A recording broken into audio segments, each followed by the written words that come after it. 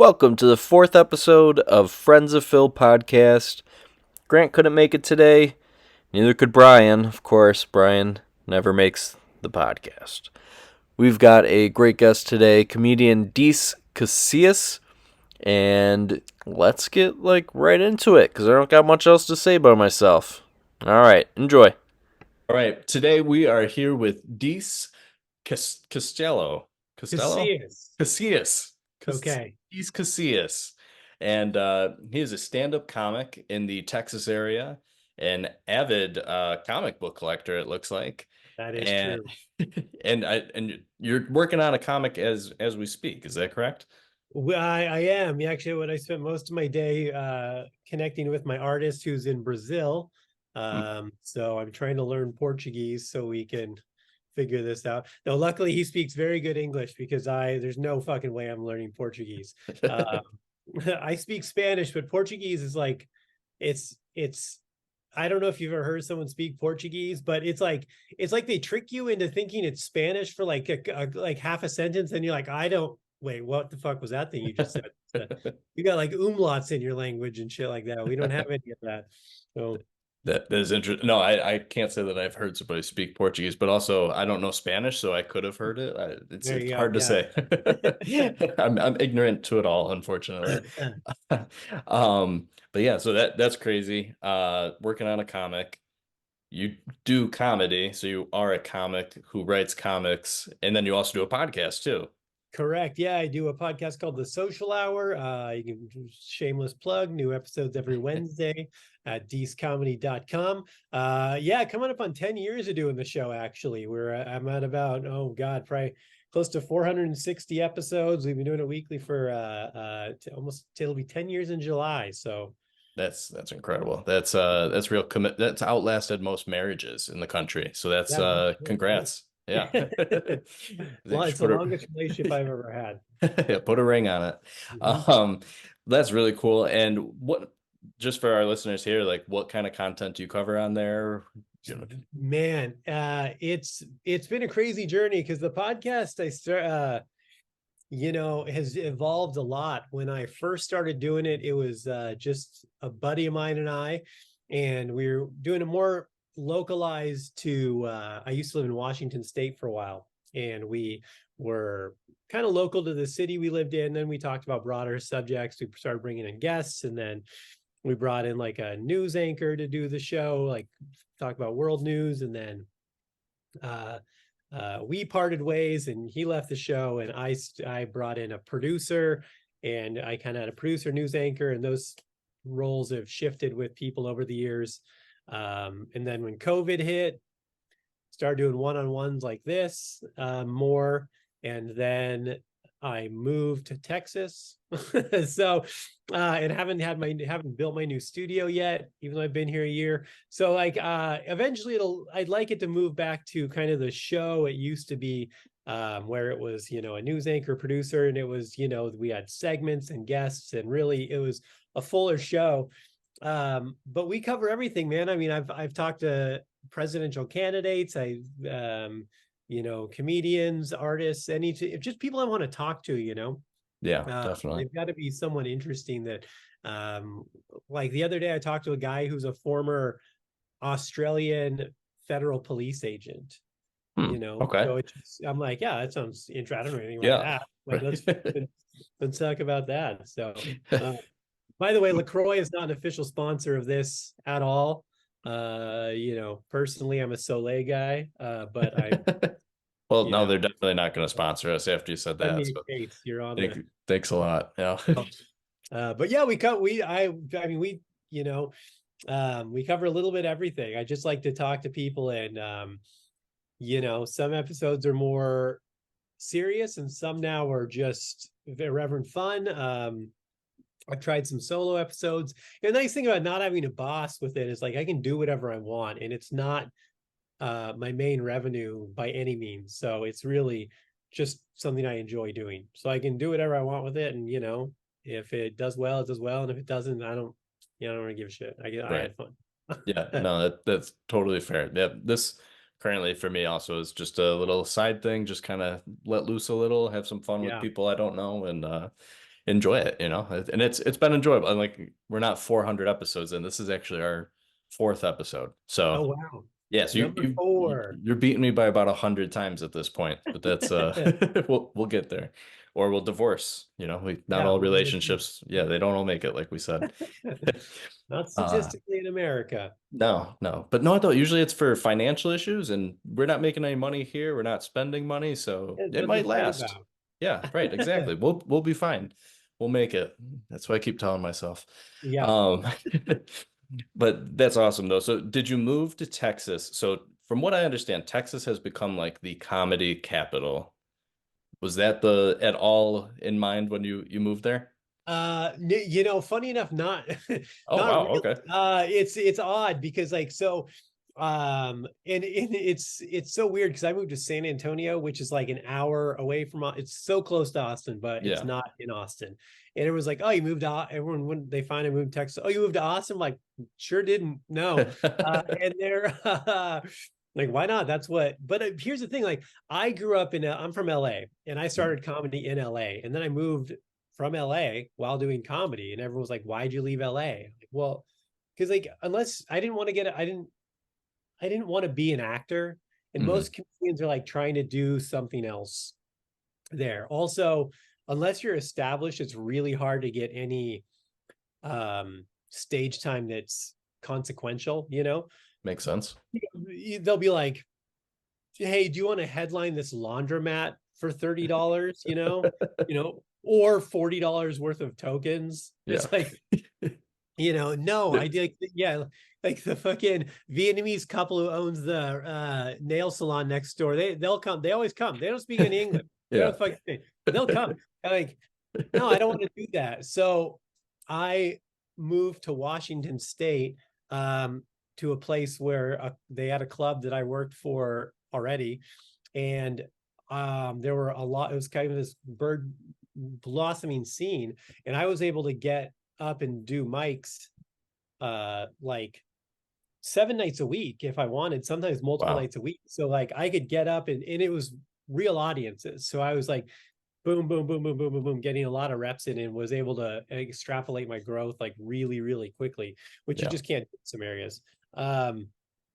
So moving to Texas, I've always wanted to move to San Antonio. I always liked it. When I moved to Washington, I almost moved to Texas at the time.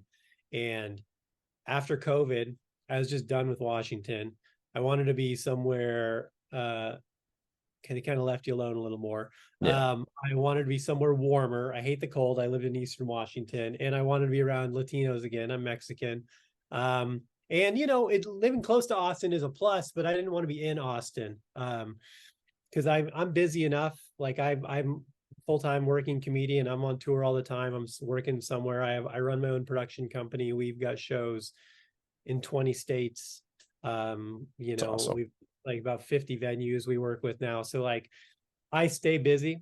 And yeah, so it's like it's a nice accessory, but it's not required to be in Austin for me, which is nice. Yeah, that makes complete sense. That And was a plus, long like, answer, no, but no, no, it was a good answer though. I think you took away all the rest of my questions the rest of the show, so we're oh, good. good. Oh, good. Yeah, All right. no, Well, we good, covered good it. Well, talking to you. yeah, it was nice meeting you. No, but being so close to Austin, do you still travel there every now and then to hit up those clubs or? Yeah. I was just up there 2 weeks ago, did a spot, and I'll go up pretty when I last year I went up more. I intentionally took January, February, March of this year Mhm. and really contracted any live dates I was doing, um, because I'm working on this comic book specifically. Then I've got a tour that kicks off in April that I'll be back on the road a bunch. But yeah, so I mean, I haven't been up there a ton recently. I was up there a couple weeks ago. And then, if someone's got a good gig that I'm getting offered, it's close enough that I'll definitely go up. I'm just trying not to be like weeks away right now from Yeah. home, like if it's like a night or a weekend, 3 days, maybe I'm okay, but I'm pretty much trying to stay close to home right now. Um, I mean, I just did in the last 5, 6 years, I was gone more than I was home in a year. Yeah. So like it was just ready to be.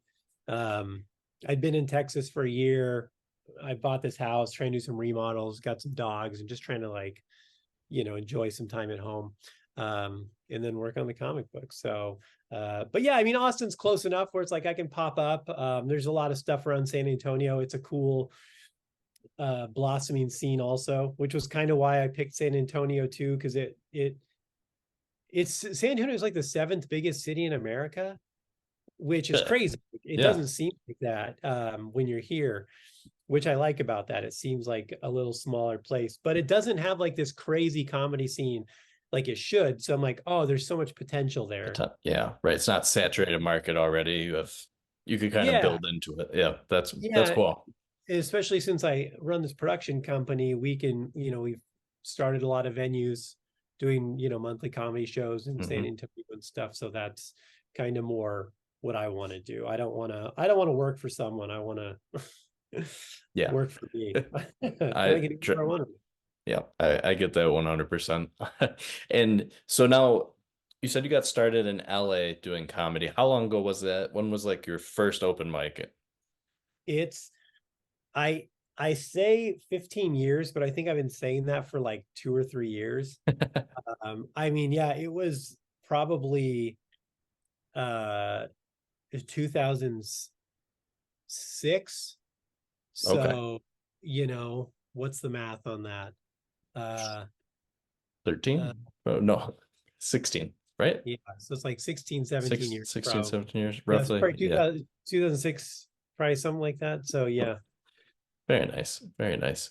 And how did that go? So like I've always wanted to go try an open mic night or something along those lines, but I know I'm just gonna fail the first couple ones. I mean, No, how do you get over that? you should do it. Yeah. Here's what I'm gonna tell you, Phil. I'm gonna give you the secret. Like that's what I tell everyone when they're like, I've always thought about it, but here's the thing. I've gone to a lot of open mics in my day in a lot of cities, thousands, too many. And like I always tell people, you'll never be the worst person going up that night. I promise you. Like there's guys that do it every week for years and still are dog shit. Like I don't know how they haven't swallowed a bullet yet. I would have. The there, it's wild. So like they like they're just delusional. They just have no self-awareness. So like go up and do it, because here's the thing, an open mic, the people who are going to watch an open mic only remember the worst person up. Maybe they remember the best person. Everyone else they forget. Just blur. So like, Yeah. right. Huh. So if you're like forgettable, that's a win. Just try it, because you never know. And most people, like a lot of people anyway, you're almost too dumb to fail. You don't know what you don't know. So a lot of people do have like this weird magic the first time, because they don't know what to do and how to not to like how they don't know how to fuck it up. And then the second time, they're like, oh, I did pretty good. And then they start overthinking it, and then they eat dick so hard the second time. So that's the second time, the tough time, to be honest with you. Yeah. Yeah, I'm not, I don't really want to eat dick. So maybe I'll do it once. If it goes well, I'll just be like, all right, well, call it a day. I did you it. get bit by the bug, man. It's easy to get bit. That's what I've heard. So, cool. All right. Well, I definitely, we've got a couple of like local places here in Rochester that do like open mic nights all the time. My dad wanted to go do it one time, and I think my brother did too. And we all like planned to do it, and then we all backed out. It was awful, but we gotta just do it, right? Yeah. Like, have you been to one? Yeah. Oh yeah. It's terrible, right? Yeah. Yeah. Yeah, exactly. If you're lucky, if it's the right spot, you might get like a couple guys that maybe are like know what the hell they're doing, or luck into some bullshit. But most mics are just people who are, especially if there's like not an audience, then most comedians don't want to even go to that mic, because it's like a waste. Yeah. I don't need stage time so bad that I talk to no one, like talk to the empty chairs and the the guys in the kitchen that don't even speak English. It's like, this doesn't do it. I don't know if this joke is working. Right. Right. So Yeah, you got, so if it's like, if no one's there, whatever. Just go try it. All right. Well, I'm gonna take that advice. I'm gonna get the two of them to do it as well. So we'll send you a video and you could critique us. Yeah, do it. Let's do it. And so joke writing to me is like such an interesting thing. Like I've got like some really, great comedians that I look up to. How long does it take you to perfect a joke? Oh, that's, if we're talking like a stage joke, that is an interesting question. I don't think there's like a set time, because I've had jokes that the first time out of the gate, like the first time I tried it on an open mic, it like kills, and I'm like, never changed it. And it just never, in something, that's not often. Usually there's some finessing, but there's some where you're like, oh, that was just a perfect nugget Perfect. from the Yeah. gods of like, you know. Um, but there's jokes I had for years. Like I recently filmed my special, and there's jokes I put in there, and there's one of them that I changed one word in a joke after I filmed the special, and the joke is so much better now. No. And that's a joke that I've been probably telling for 6 years. And Wow. it was like, it always did well, and it was a bridge between two better jokes. But like, it just like, sometimes it hit, sometimes it didn't. Because like the joke was like, because this is a real story. This guy, I was at a Motel 6, and the clerk recognized me, which like not a good sign if you didn't recognize at a Motel 6, like things have gone poorly in your life if you're getting recognized at a Motel 6. But the guy said he was going to give me like a room upgrade. He's like, you're that comedian in town this weekend. I gave you a free room upgrade. And again, this actually happened. I tell us on stage, I'm like, that's great, man. I just have one question for you. Like, what's a room upgrade at a Motel 6? Like, we're at a Motel 6. Right. And like, and I used to say, like, are you taking me to another hotel right now? Is that and like some people would get it. And like later I changed it to, are you taking me to a different hotel right now? And for some reason that one word change, Yeah. which seems inconsequential, completely changed it to where like it went from like a 5 to a 7 of a laugh to like an 8 to a 9 every time. That's And I'm like, hysterical. oh, Yeah. fuck me, dude. Like after I filmed my special and shit, like I can't go back. So I mean, I mean, some jokes are never done, because sometimes you go back to material and you think of more tags, more jokes, to more layers. Yeah. And that joke becomes, then that joke was done as it was, like it was, you weren't doing anything else to it, but then you're like adding on to it, so it becomes Gets its layers. Yeah. Yeah, so it's really hard to, that's really interesting. say when a joke is done. When a joke is done is when you're bored of telling it and people stop laughing at it. That's and then when just discarded. Dead.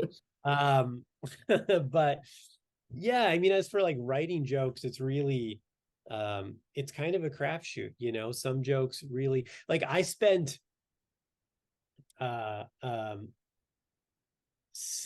probably 6 years trying to write a joke about how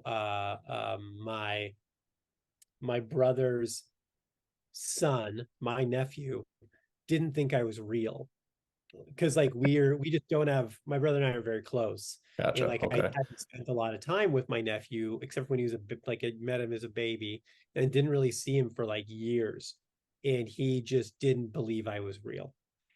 He told his mom that one time, she's like, pray for Uncle Deece, and he's like, nah, he's not real, which I thought was hilarious.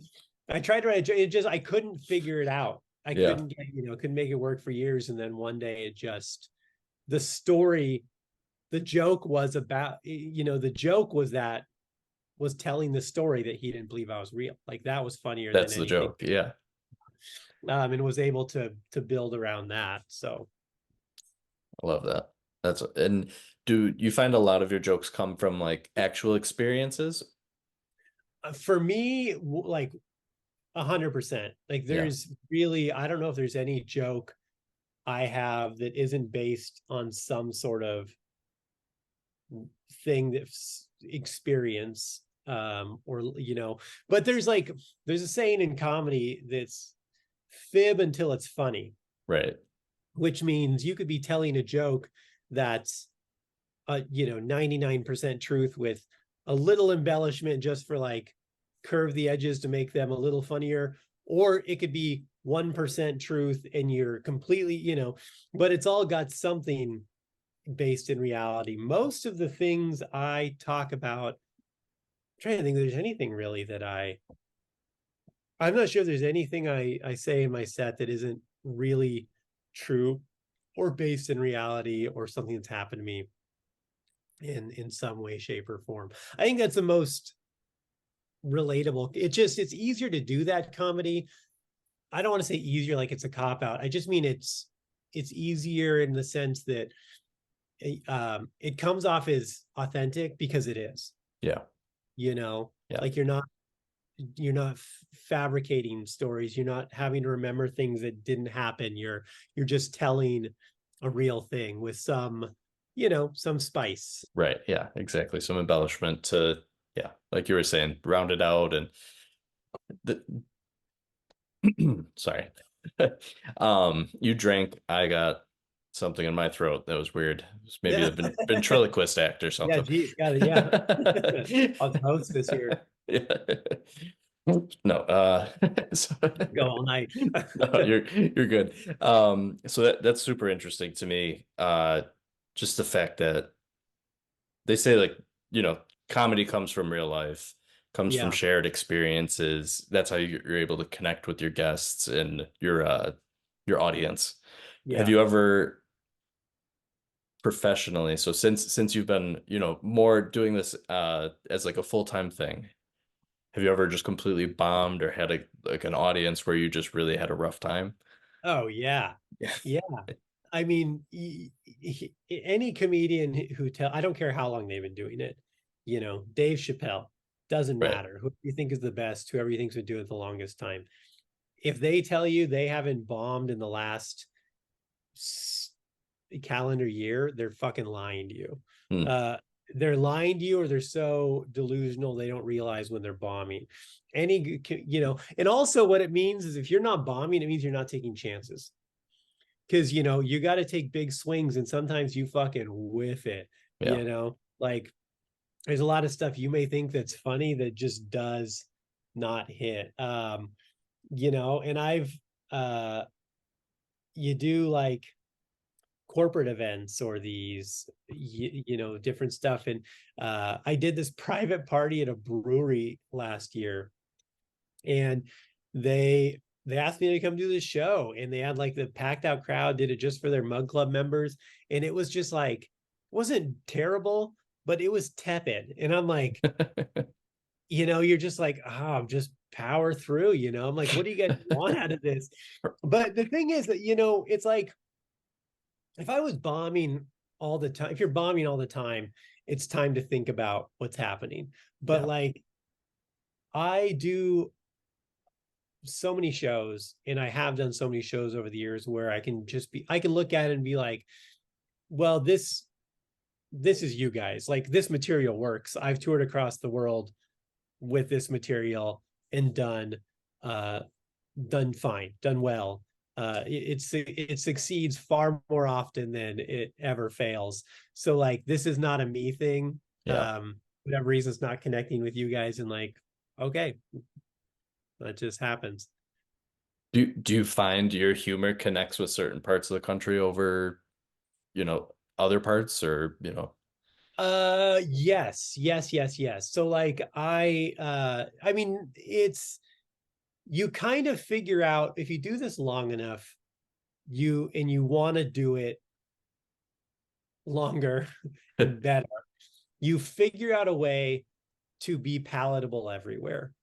And it's part of the reason you have to tour and do, you've got to do Biloxi as well as LA and Portland and Rochester and Miami in, Ione, Iowa. You got to do all in, Butte, Montana. You do everything, because you'll find out what jokes are bullshit real quickly. If you're in air, you'll find out what only works in your zip code. I Right, always, right.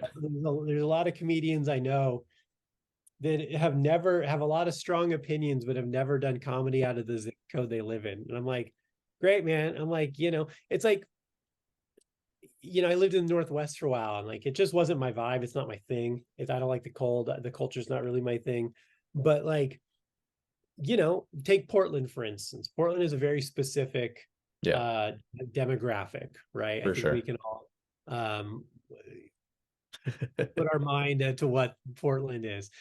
There's some great comedians in Portland that I love and respect and are really, really great everywhere. But there's a lot of them who couldn't do comedy in most places, because they, and I'm not telling, this is not my opinion of telling them their thoughts are wrong, but this is me telling you that the people in Cheyenne, Wyoming don't give a fuck about your, woke politics. Right. So they don't want to hear it, and they're not going to hear it. So like, you're going to fail miserably. So you can have those ideas, and you either have to dance around them or find a way to make you likable enough to relate that to them. You can't just go hammer them with like, this is the gay agenda. They're gonna be like, well, fucking get out of our town.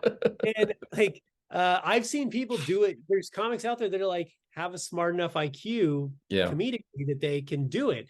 And like, you just gotta, that's a learned thing, and that's a touring thing. You get out there and you figure stuff out, and how to like, there's a lot of jokes I tried to do when I was younger that I couldn't do. I couldn't do then. I couldn't pull off. And then as I got to be a better comedian, I can do those now, because I'm just better at delivering them. My character is better. I figured out where to put it in my set, where like, we've built trust, and they, they let me push them further and stuff like that. So, me personally, I probably do better in blue collar, mixed areas like Oklahoma City. I love a lot. I don't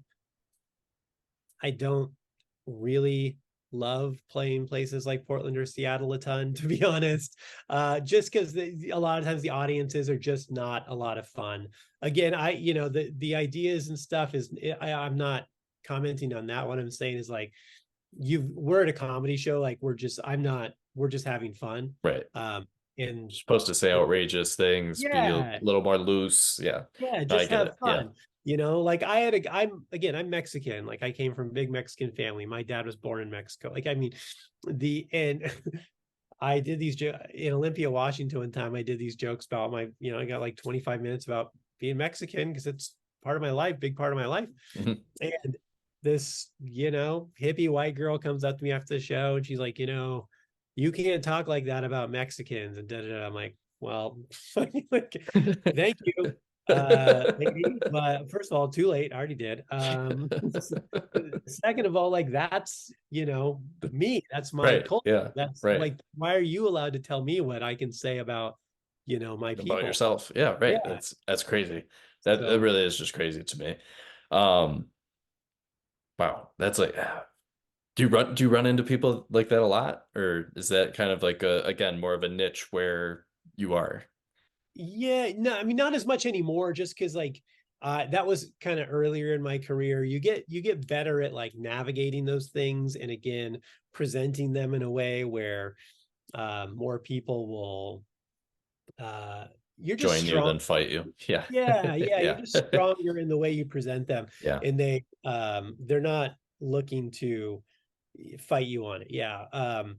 I do have, I've got I have one joke. I call it my Karen killer joke. Because probably like, I don't know, 1 out of 10 times, 1 out of 10 shows, I'm gonna lose like a middle-aged white lady on this joke, and it's right in the middle of my set, and she's gonna get up and leave. I grew up Catholic, Mexican Catholic, of course, and it's a joke about Catholics. I talk about being Catholic a lot in my set, and it's growing up Catholic, and 1 out of 10 times, some middle-aged white lady is going to walk out of my show. Sometimes try and fight me. I've had that happen because of this joke.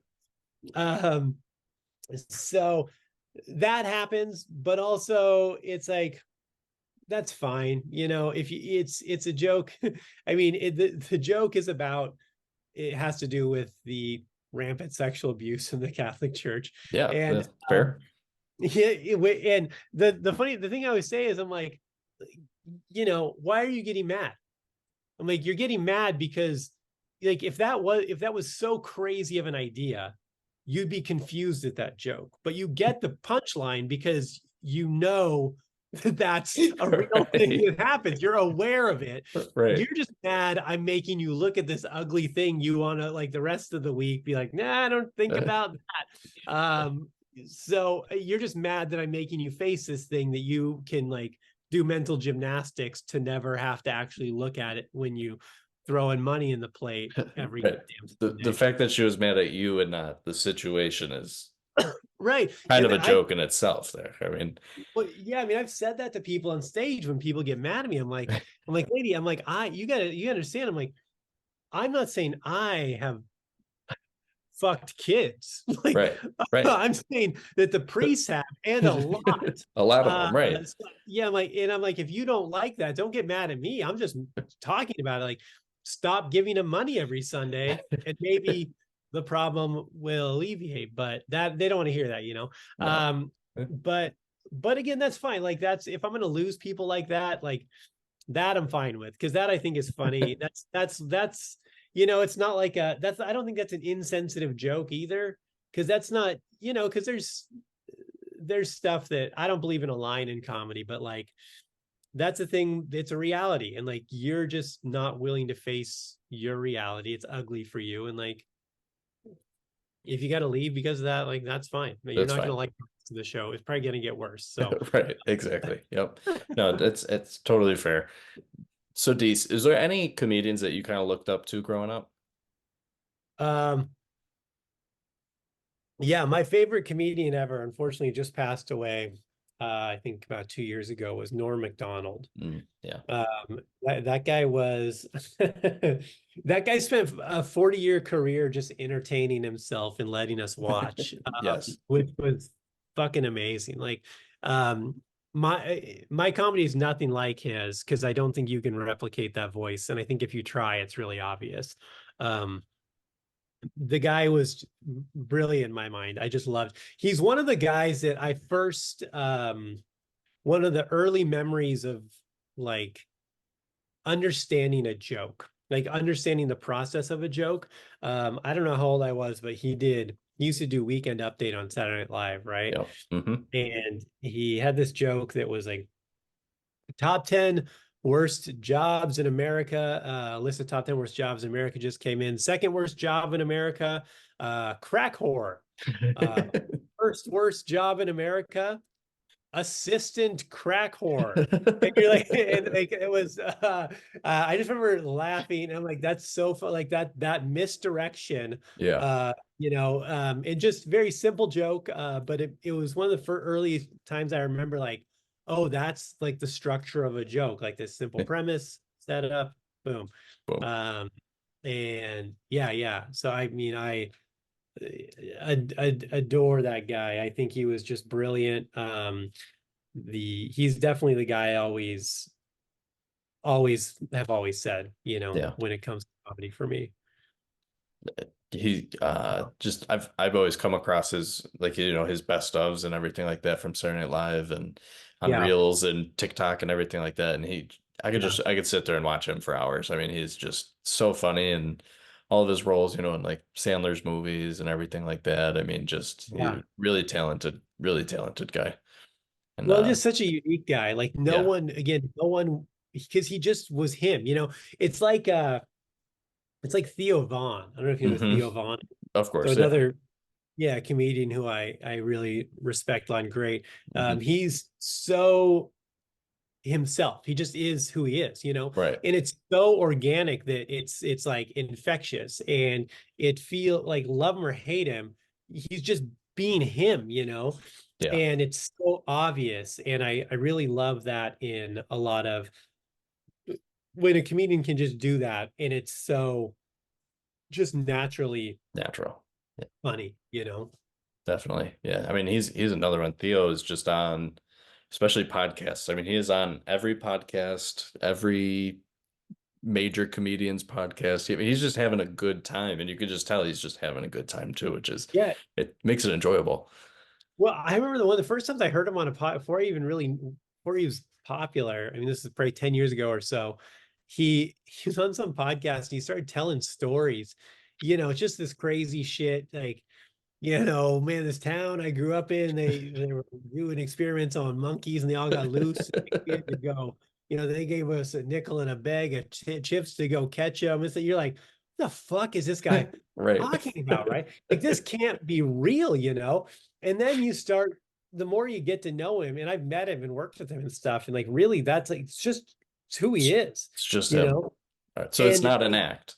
what see, that's the thing. Even now, some of those stories, I'm like, is some of this exaggerated? Some of it could be exaggerated, obviously, It but has to be to some point. Yeah. I would fucking think so.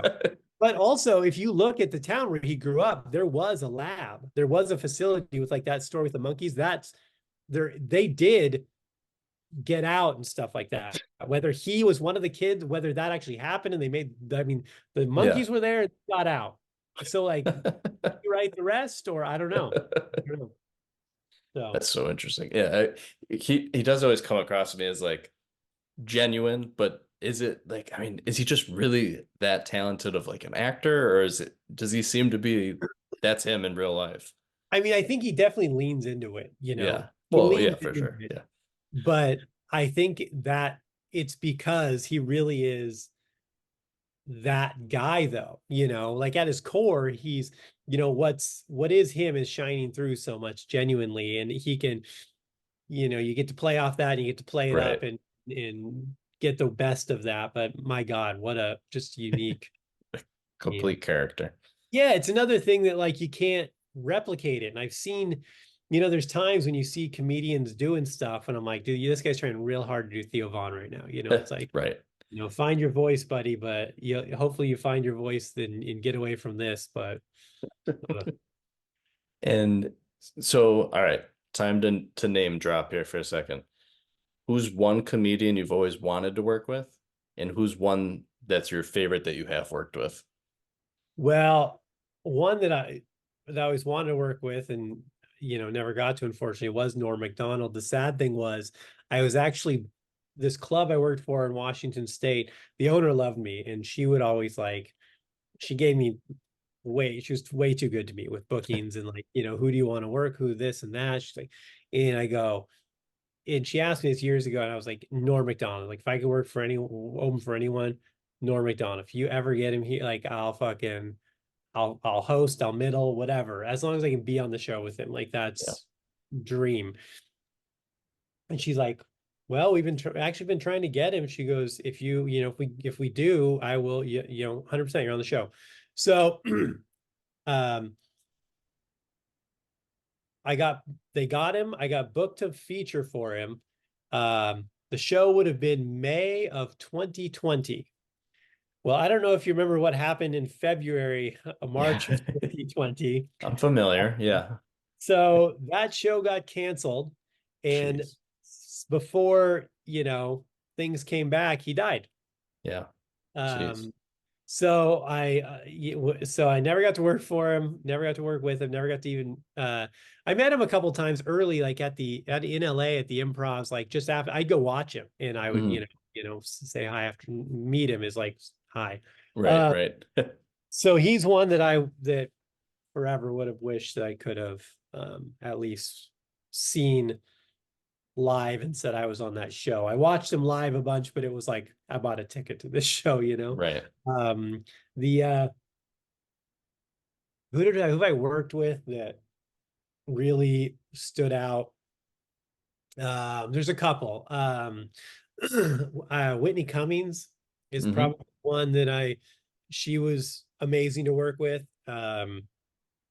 She was so nice, and she's a brilliant comedian, and really, really, she was just honing her hour. This was a couple years ago that she filmed, and watching her like do these little tweaks every show, because she was going to film it like the next weekend, so she was really honing it down. She was great. Kyle Kinane, who's another one of my favorites. He was working with him was great. He's a guy that like we did 6 shows together, and I think he probably like out of his hour every night, he probably did like a different 40 minutes of the hour every night. So I mean, he Wow. did so much material. I'm like, dude, this guy's got Yeah. just get material like I couldn't even imagine. You know, I got to open for Chad Daniels. He's another favorite of mine. That's Uh, cool. Yeah. you know, uh, I've got to open for some guys that like I think that like in my head, I think it's great, and I would have always said that'd be cool, but they weren't great experiences. Like I went for Mike Epps, which is cool, Uh-huh. but also he was terrible to work with. So That's um, interesting. yeah, he didn't say a word to me the entire weekend. Wow. That's Yeah. crazy. Yeah. Wow. Uh, So I can kind of see that a little, I guess. uh, That's that is interesting though. Great. I mean, sounds like you've gotten to work with a ton of really great names too, which is that's awesome. I mean, yeah, I've been very very fortunate. It's I mean, my first paid gig ever, I opened for Carlos Mencia, oh and wow. that was a long time ago. But that was like my first real gig ever. Um, and it was actually one of those things where like I was just hanging out at this comedy club I used to do stuff at all the time, and they they thought he was bringing a opener. He didn't bring one, and I was the only comedian there. And they're like, "Hey, get up and dance." And I'm Get up like, there. "All right, let's go." So, um, but and despite his reputation, as whatever, he was great. He was very nice, super nice guy. Pleasure to work with. So Awesome. That's cool. So transitioning a little bit now, you are working on a comic book. yes, Tell me about this. Like what's the genre of it? Is it a comedy? Is it superheroes? Is it I would call it in gritty urban noir vigilante story. How's that? that it's a mouthful. I don't know where they'd put it on the cover, but I Yeah. think it'll be good. Yeah, dark, gritty, urban, vigilante story. Yeah. Awesome. Okay. Did not see that coming. That's very nice. What do you want to talk about it a little bit, or can you talk Uh about it? It's yeah, up to you. yeah. Yeah. So I mean, I've always loved, as we can see, I've always loved comic Yeah. books. It's a You could do a passion. little pan of just the room in there if Yeah, that's this okay. is That is uh insane. all comic book stuff. It just kind of keeps going. So I've got every issue. I'm an X-Men guy. I've got every issue of like the original X-Men run except the first 4 issues. So I'm looking, I've got my eye on a copy of number 2 right now. I'm probably gonna pick it soon.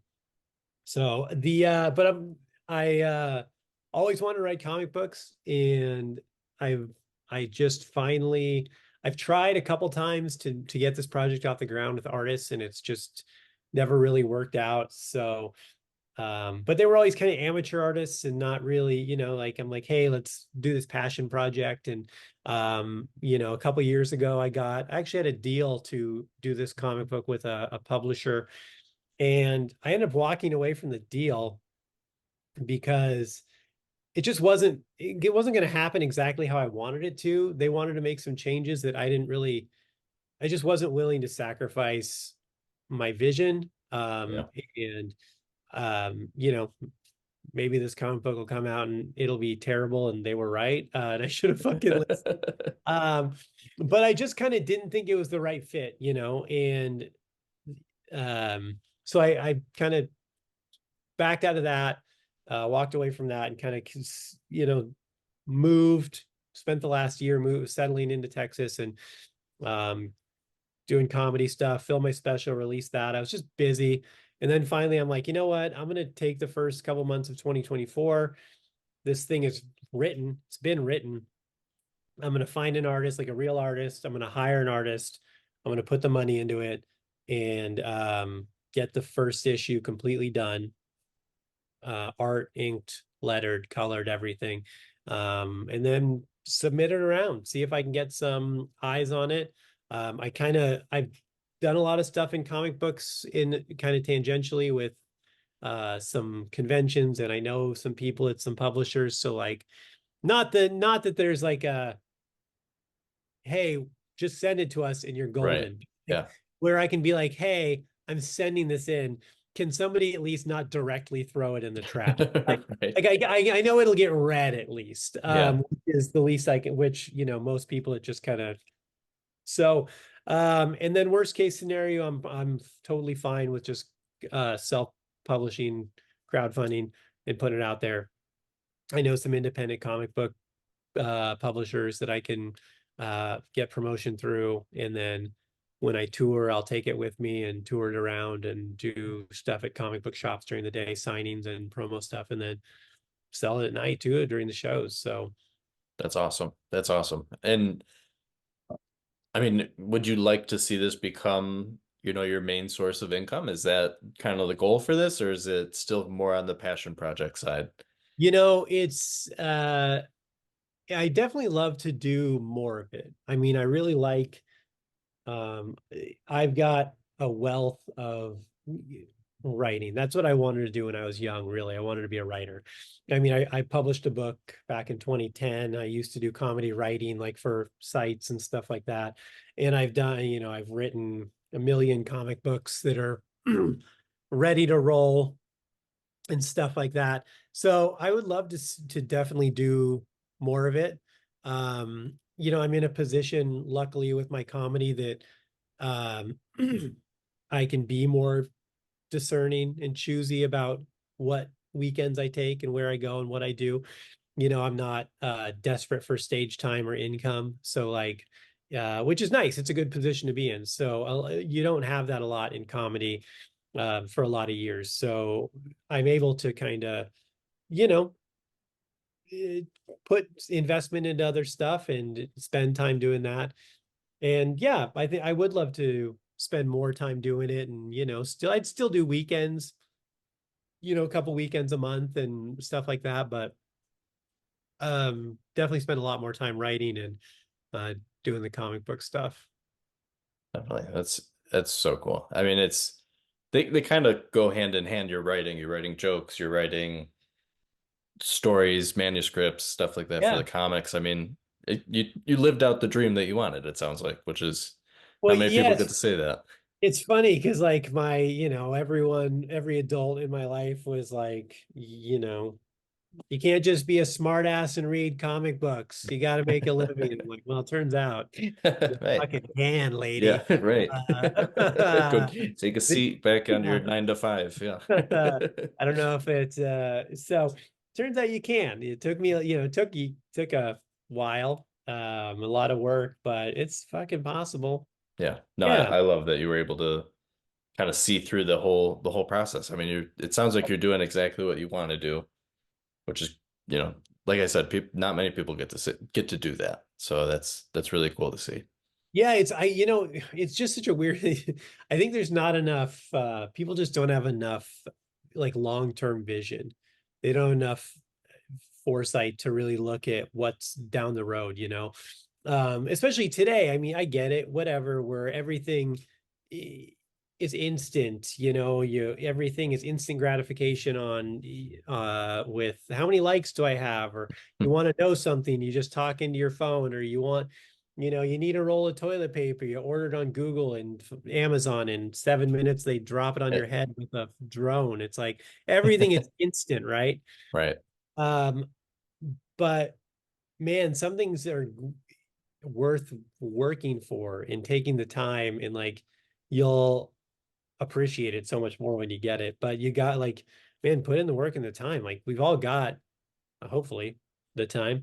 If you're most of us statistically have whatever 77 years or something. So it took me a long time of doing comedy and chasing it and like doing gigs for free, driving hours to do 5 minutes for $20 and a hot dog, that type of shit. But eventually you get to do it for a living if you stay at it, and then so much so I can put extra income into another passion project and hopefully build that up into a money maker, and then also have that being something I am doing that I love. And yeah.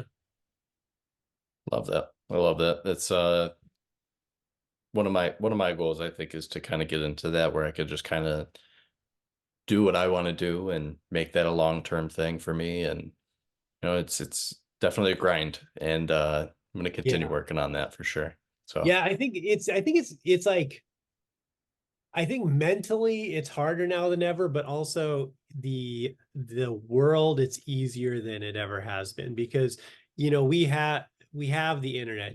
I mean, again, my artist is in Brazil. My colorist and letterer is in Poland.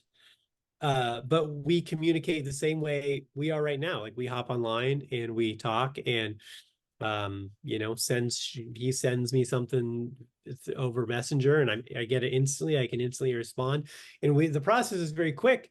Whereas like it's probably faster now than it was for them to do in professional yeah, comic book 20 years ago, where yeah, they had to FedEx things to each other right, and stuff like yeah, that.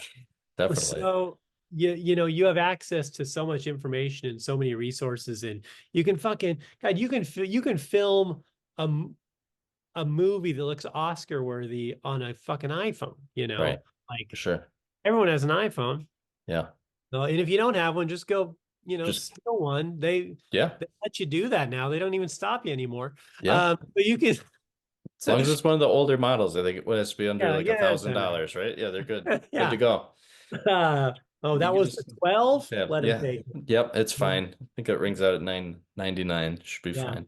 Still the head jack? Yeah, fuck it. We don't need. Um, so I mean, yeah, you can do so much with, I mean, almost everyone has a cell phone or a laptop or so you can, yeah.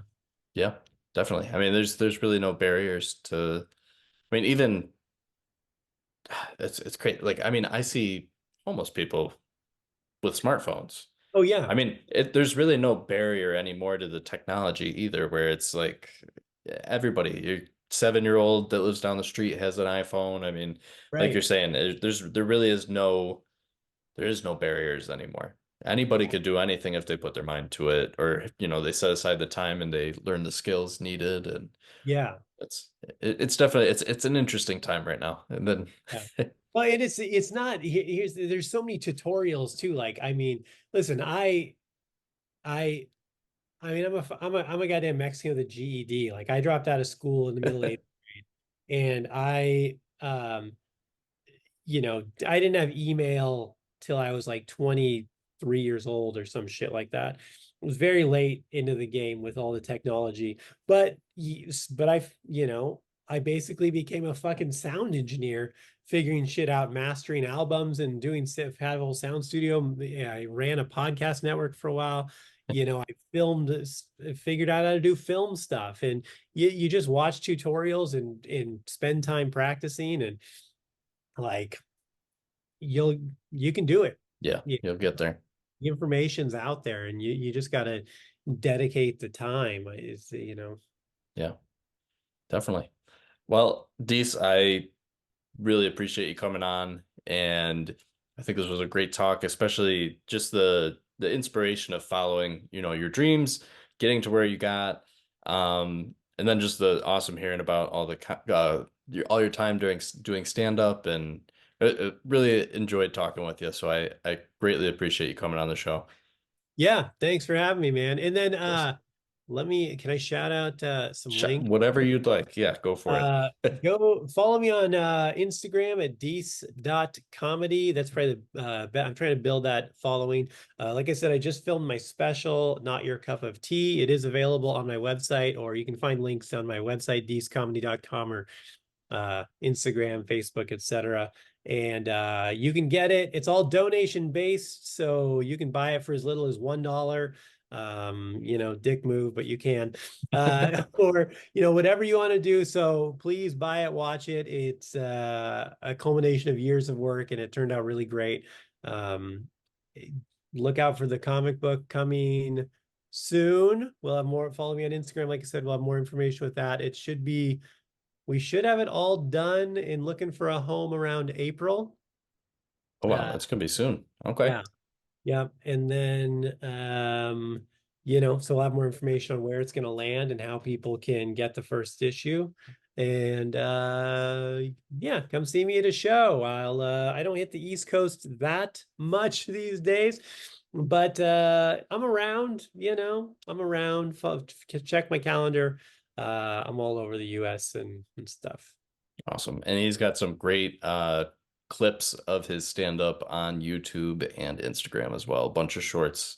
I was watching them. They're hysterical. So definitely check those out. I do Yes. have that too. Yeah, you can watch like the first 20 minutes of my special in 1 minute clips right now. There you go. And also, guys, check out the links down below, because I'm going to have all the links on there for you as well. Make it a little bit easier too, so you don't have to. I know how lazy some of you get. You don't even have to type it in. Just go click. It's right down below on Spotify, YouTube, and everywhere else this podcast is available. Thank you for listening to this week's episode of Friends of Phil podcast. Go check out Deece. All of his links are down below. Check out myself, Grant, and the Friends of Phil Instagram page and Spotify page. Be sure to subscribe. New episodes every Thursday, so be on the lookout for what's next. And I will talk to you guys soon. Bye. Not sure why that sounded more like a voicemail.